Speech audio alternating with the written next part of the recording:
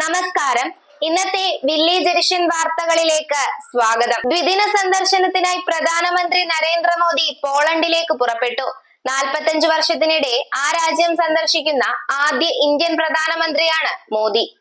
1979 മൊറാർജി ദേശായിയാണ് ഒടുവിൽ പോളണ്ട് സന്ദർശിച്ച ഇന്ത്യൻ പ്രധാനമന്ത്രി. ഇന്ത്യ പോളണ്ടുമായി നയതന്ത്ര ബന്ധം സ്ഥാപിച്ച് 70 വർഷം തികയുന്ന വേളയിലാണ് പ്രധാനമന്ത്രിയുടെ സന്ദർശനമെന്നത് ശ്രദ്ധേയമായി. പോലീസ് അസോസിയേഷൻ മലപ്പുറം ജില്ലാ സമ്മേളനത്തിൽ മലപ്പുറം എസ്.പിയെ വേദിയിലിരുത്തി PV അൻവർ MLA പരസ്യമായി അധിക്ഷേപിച്ച സംഭവം വിവാദമായതിനു പിന്നാലെ പ്രതികരണവുമായി SP. MLA പരാമർശിച്ച കേസ് താൻ മലപ്പുറം ജില്ലാ പോലീസ് മേധാവി ആകുന്നതിന് മുമ്പുള്ളതാണ്. അതെന്താണെന്ന് വിശദമായി അന്വേഷിക്കും എന്ന് അദ്ദേഹം പറഞ്ഞു. SPS ശശിധരൻ പരിപാടിയിൽ വൈകിയെത്തിയതിൽ പ്രകോപിതനായാണ് MLA വിമർശനം നടത്തിയത്. പരിപാടിയുടെ മുഖ്യ പ്രഭാഷകനായ മലപ്പുറം SP പ്രസംഗം ഒരു വരിയിലൊതുക്കി വേദി വിട്ടിറങ്ങുകയായിരുന്നു. മലയാള സിനിമാ മേഖലയിൽ നടക്കുന്ന ലൈംഗിക അരാജകത്വത്തിനും മാംസക്കച്ചവടത്തിനുമെതിരെ വ്യക്തമായ തെളിവുകൾ ഹേമ കമ്മിറ്റി സമർപ്പിച്ചിട്ടും 4.5 വർഷമായിട്ടും ചെറുവിരൽ അനക്കാത്ത സംസ്ഥാന സർക്കാരിനെതിരെ പ്രതിഷേധം കനക്കുന്നു. ഇരകളെ മറയാക്കി വേട്ടക്കാരെ സംരക്ഷിച്ച നിലപാടിനെതിരെ ഗവർണറും പ്രതിപക്ഷവും രംഗത്തെത്തിയതോടെ സർക്കാർ പ്രതിരോധത്തിലായി. സോളാർ കമ്മീഷൻ റിപ്പോർട്ടിൽ പോലും പരാതിക്കാരിയെ വിളിച്ചു വരുത്തി പരാതി എഴുതി കേസ് CBIക്ക് വിട്ട സർക്കാർ എന്തുകൊണ്ട് തെളിവുകളോടെ ഗുരുതര ആരോപണം ഉന്നയിച്ചവരിൽ നിന്ന് പരാതി വാങ്ങി കുറ്റക്കാർക്കെതിരെ നടപടി സ്വീകരിച്ചില്ലെന്ന് പ്രതിപക്ഷ നേതാവ് VD സതീശൻ ചോദിച്ചു. റഷ്യൻ സൈന്യത്തിനൊപ്പം യുദ്ധം ചെയ്യവേ യുക്രൈനിലെ ഡൊണേസ്കിൽ ഡ്രോൺ ആക്രമണത്തിൽ കൊല്ലപ്പെട്ട തൃശൂർ മുകുന്ദപുരം നായരങ്ങാടി കാഞ്ഞിൽ വീട്ടിൽ സന്ദീപ് ചന്ദ്രന്റെ മൃതദേഹം നാട്ടിലെത്തിക്കാൻ ഇന്ത്യൻ എംബസിയുടെ സഹായം തേടിയതായി നോർത്ത് CEO അജിത് കോളശ്ശേരി അറിയിച്ചു. സന്ദീപിന്റെ മരണം റഷ്യൻ അധികൃതർ ഔദ്യോഗികമായി സ്ഥിരീകരിച്ചിട്ടില്ല. നിലവിൽ റഷ്യയിലെ റസ്തോഫിലാണ് സന്ദീപിന്റെ മൃതദേഹമുള്ളതായി ഇന്ത്യൻ എംബസി അറിയിച്ചത്. മൃതദേഹം വേഗം നാട്ടിലെത്തിക്കാൻ റഷ്യൻ അധികൃതരുമായി ബന്ധപ്പെട്ട് ഇന്ത്യൻ എംബസി പ്രവർത്തിച്ചു വരികയാണ്. സെബി ചെയർപേഴ്സൺ മാധവി ബുച്ചിനെതിരെ അന്വേഷണം നടത്താൻ ഒരു പദ്ധതിയും നിലവിൽ ഇല്ലെന്നറിയിച്ച് കേന്ദ്ര ധനകാര്യ മന്ത്രാലയം. അന്വേഷണത്തിനായി പ്രത്യേക സംഘത്തെ നിയമിക്കില്ലെന്നും ധനകാര്യ മന്ത്രാലയം അറിയിച്ചു.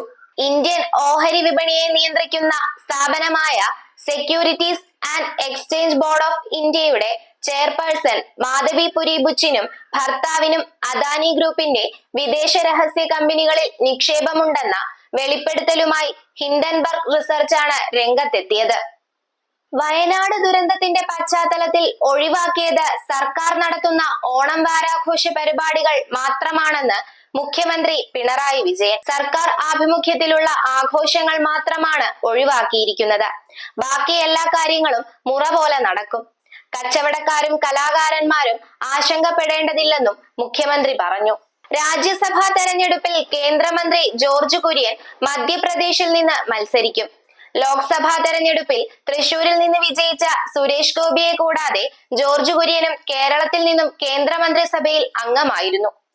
സത്യപ്രതിജ്ഞയ്ക്ക് തൊട്ടു മുന്നെയാണ് ജോർജ് കുര്യനെ മന്ത്രിസഭാംഗം ആക്കാൻ പ്രധാനമന്ത്രി ക്ഷണിച്ചത്.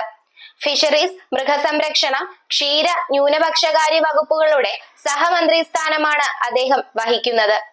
അഴിമതി കേസിൽ CBI ചോദ്യം ചെയ്യാൻ വിളിപ്പിച്ച ED ഉദ്യോഗസ്ഥൻ റെയിൽവേ ട്രാക്കിൽ മരിച്ച നിലയിൽ. ഡൽഹിക്ക് സമീപം ഷാഹിബാബാദിലെ റെയിൽവേ ട്രാക്കിലാണ് ED ഉദ്യോഗസ്ഥനായ അലോക് കുമാർ രഞ്ജന്റെ മൃതദേഹം കണ്ടെത്തിയത്. ആത്മഹത്യയാണെന്നാണ് പോലീസിന്റെ പ്രാഥമിക നിഗമനം. ഗാന്ധിയാബാദിൽ നിന്നുള്ള അലോക് കുമാർ ഡെപ്യൂട്ടേഷനിലാണ് EDയിലെത്തിയത്. നേരത്തെ ആദായ നികുതി വകുപ്പിലായിരുന്നു അദ്ദേഹം ജോലി ചെയ്തിരുന്നത്. അഴിമതി കേസിൽ അലോക് കുമാറിനെ 2 തവണ CBI ചോദ്യം ചെയ്തിരുന്നു.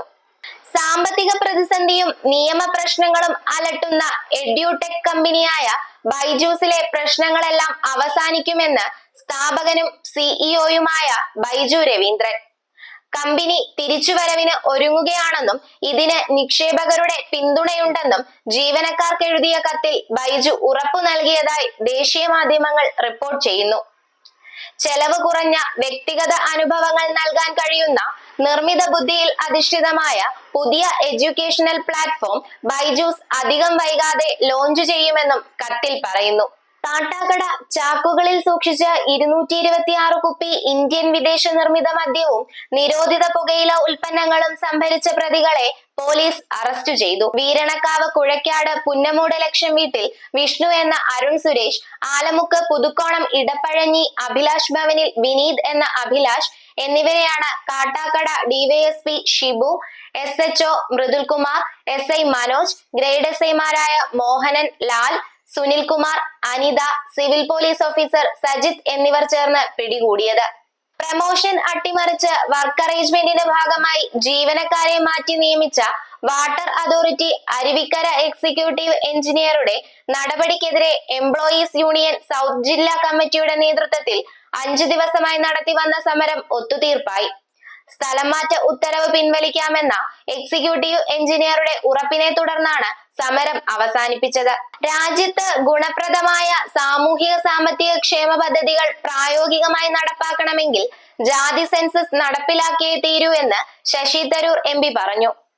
മുസ്ലിം എംപ്ലോയീസ് കൾച്ചറൽ അസോസിയേഷന്റെ 36ാം സ്ഥാപക സമ്മേളനം ഉദ്ഘാടനം ചെയ്യുകയായിരുന്നു അദ്ദേഹം. മുതലപ്പുഴി അഴിമുഖത്ത് ചൊവ്വാഴ്ച വള്ളങ്ങൾ അപകടത്തിൽപ്പെട്ടു.